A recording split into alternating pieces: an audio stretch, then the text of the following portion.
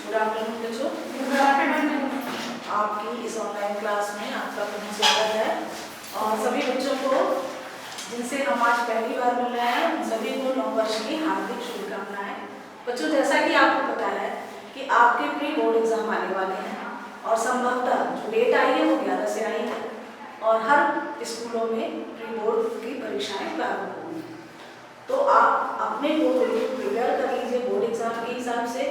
आप जब इस परीक्षा को देंगे तो उस परीक्षा के पश्चात आपकी जो तैयारी है वो आपको पता चलेगी कि आप कितने मतलब आपकी 50% तैयारी है या 60% तैयारी हो गई है। तो आपका जो कमजोर पक्ष होगा उसको आप तैयार करने के लिए आपको काफ़ी टाइम मिलेगा, क्योंकि 24 फरवरी से आपकी परीक्षाएं प्रारंभ है। तो जैसा कि आप देख रहे हैं पारितंत्र के विषय में हम पढ़ेंगे। आपके जो 4 यूनिट है उसमें ये अंतिम यूनिट है पारिस्थितिकी तंत्र है और उसमें आपके 14 नंबर के प्रश्न इसमें आते हैं बोर्ड की परीक्षाओं में। तो इसलिए इस पर बहुत ध्यान देने की भी आवश्यकता है। छोटे और बड़े हर तरह के प्रश्न आते हैं। तो सबसे पहले जैसे हम बात करते हैं कि हमारा इकोसिस्टम क्या है या पारितंत्र है क्या चीज, तो हम जानते हैं कि जो हमारा जैवमंडल है वो जैवमंडल किन चीजों से बना हुआ है? स्थलमंडल, जलमंडल और वायुमंडल से मिलकर के बना है। क्योंकि हमने अपनी प्रकृति में देखा है कि तरह तरह के हमारे जीव जंतु हैं जो स्थल पर भी पाए जाते हैं, कुछ जलीय जंतु होते हैं जो जलमंडल के रूप में पाए जाते हैं और जो वायु में उड़ने वाले पक्षी वगैरह हैं वो वायुमंडल। तो हमारा जो पर्यावरण है इन तीनों चीजों से मिलकर के बना होता है। और आपको ये प्रश्न भी पूछा जाता है कि 1 नंबर के प्रश्न में कि जैवमंडल क्या होता है।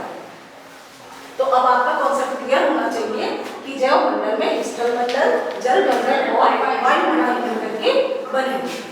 उसके बाद आता है कि हमारा मेन पॉइंट है कि इकोसिस्टम क्या है। इकोसिस्टम या पारितंत्र, इसको समझने के लिए जो हमारा वातावरण जलमंडल, स्थलमंडल और वायुमंडल से बना, ये जैविक और अजैविक 2 घटकों में बटा हुआ है।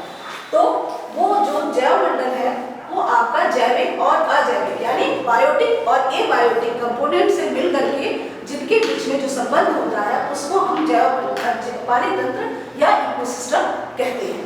और इस शब्द का इकोसिस्टम शब्द यानी पारिस्थितिकी का जो शब्द है वो वैज्ञानिक दिए थे जिनका नाम था पेंसिल। इस नाम के वैज्ञानिक थे जिन्होंने इस शब्द को दिया था। उसके बाद हम आते हैं इकोसिस्टम का जो जैव घटक है और अजैव घटक, अलग अलग उसके विषय में हम बात करेंगे, क्योंकि हम जानते हैं कि जैविक और अजैविक घटकों के मिलने से ही पारिस्थितिकी तंत्र बना हुआ है।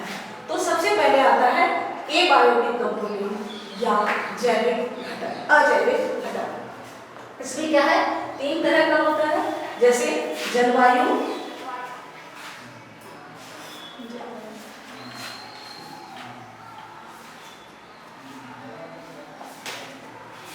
जलवायु घटक होता है ना। तो यहाँ पे थोड़ा हो गया,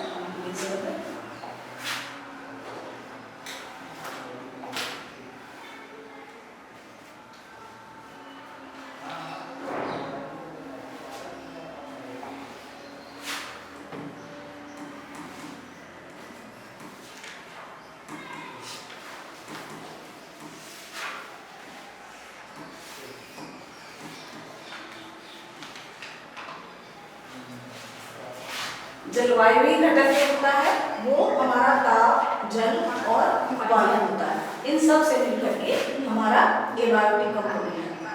दूसरा आता है अकार्बनिक घटक जो होता है, जो हमारे वातावरण में जितनी गैसेस होती है जैसे कार्बन, हाइड्रोजन, ऑक्सीजन और नाइट्रोजन जो तत्व के रूप में होते हैं, अकार्बनिक तत्व के रूप में वो पाए जाते हैं।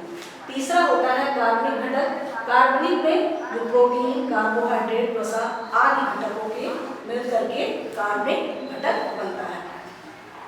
फिर आता है हमारा जैविक घटक। मेन आपका जो जैविक घटक है या बायोटिक कंपोनेंट जो है उसमें क्या होता है कि आपको उत्पादक, उपभोक्ता और अपघटक 3 चीजें आती हैं इसमें, जिसमें उत्पादक का मतलब क्या होता है, जो उत्पादन करता हो, उत्पादन जो कर रहा है या जो कुछ बना रहा है, तो उसको हम अपने बायोलॉजिकल शब्दों में पौधे स्वपोषी कहते हैं, है ना।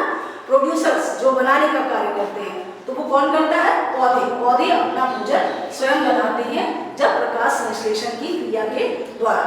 ये क्रिया केवल हरे पौधों में होती है, बाकी ना इंसानों में होती है ना और किसी। क्यों? क्योंकि हम जो है क्या है, हम परजीवी हैं, एक तरह से हम जो है उत्पादक पर निर्भर हैं।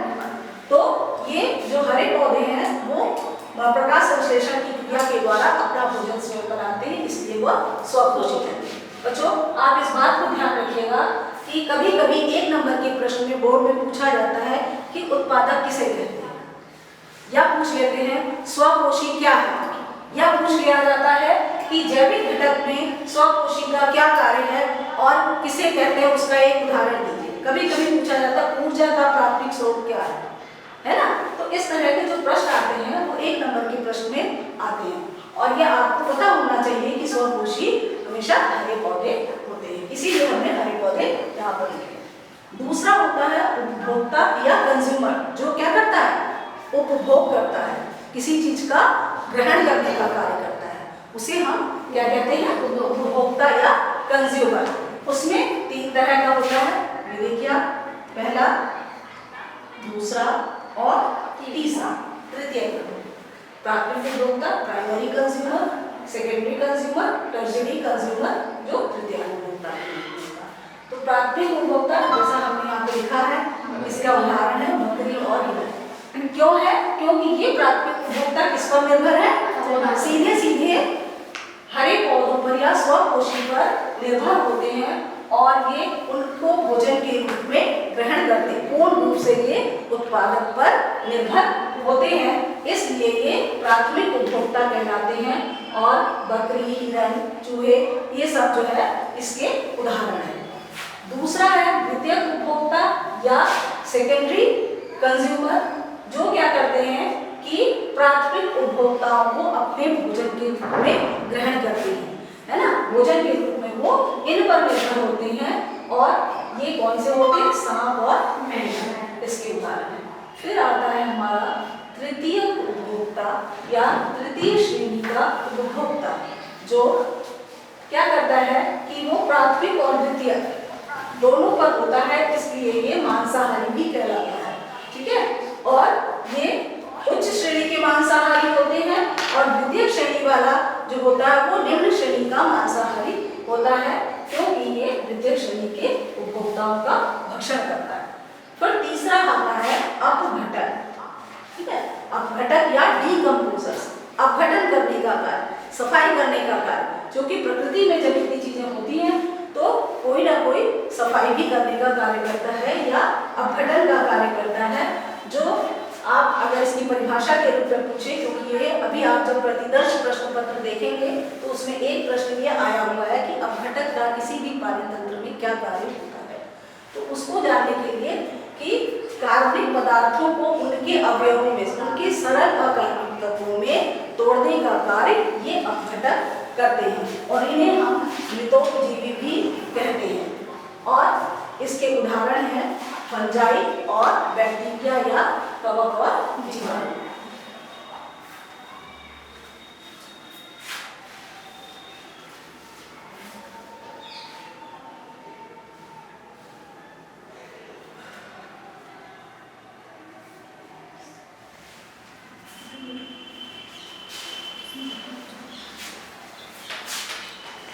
बाकी ये तो केवल ये जैव मंडल के बारे में या पानी तत्व के बारे में। इसके बाद इसी में आता है खाद्य श्रृंखला और खाद्य जाल, जिसको हम खाद्य जो श्रृंखला होती है वो क्या होती है? उत्पादक, उपभोक्ता, और जो हमने ये पढ़ा है ना, इसी तरह से इसमें जो होता है सबसे पहले सूर्य आता है, जिसकी उपस्थिति में हरे पौधे अपना भोजन बनाते हैं। उसके बाद वो हरे पौधे को उपभोक्ता खाते हैं, उपभोक्ता के बाद अपघटक खाते हैं, तो उसको जो है क्या कहते हैं, वो एक श्रृंखला के रूप में चलती है। जैसे यहाँ आपने देखा है ना, यहाँ पे लिखा है ताप, वायु, जल, है ना, और प्रकाश भी है। तो प्रकाश संश्लेषण की क्रिया सूर्य की उपस्थिति में ये हरे पौधे करते हैं, उसके बाद उपभोक्ता उसको खाते हैं, फिर अपघटक उसका कार्य घटक के रूप में कार्य करते हैं। तो वो एक चेन के रूप में चलता है, उसे हम जो है खाद्य श्रृंखला कहते हैं। और यही बहुत सी छोटी छोटी खाद्य श्रृंखलाएं मिल करके खाद्य जाल के रूप में बनती है, जो बहुत सी खाद्य श्रृंखलाओं के एक साथ होने पर होता है। इसकी चर्चा हम अपने अगले उसमें करेंगे, जब हमारी फिर से हमारी आपकी मुलाकात होगी तो हम करेंगे। आज आप इस छोटे से टॉपिक को पूरा अच्छे तरह से पढ़ लीजिए, क्योंकि इससे बहुत से प्रश्न आते हैं। हमने पहला ही बताया कि जैवमंडल एक पूछा जाता है, दूसरा ये पूछा जाएगा पानी तंत्र के केवल अजैविक घटक, तो उसमें घबराने की जरूरत नहीं है। आप अलग अलग याद रखिए, अजैविक क्या है, जो हम जो है क्या कहते हैं पूरे हमारे वातावरण में पाई जाती है, ठीक है। तो आपको पता है वातावरण में हमारा जल, ताप, वायु, प्रकाश और विभिन्न प्रकार की गैसेस पाई जाती हैं, तो आप उसको लिखिए। और जब जैविक घटक में एक प्रश्न ये भी आया है एक बार कि जैविक घटकों का संपूर्ण वर्णन कीजिए, तो आपको तब केवल जैविक घटकों का ही वर्णन करना है जिसमें आपके उत्पादक, उपभोक्ता और घटक आते हैं। बाकी से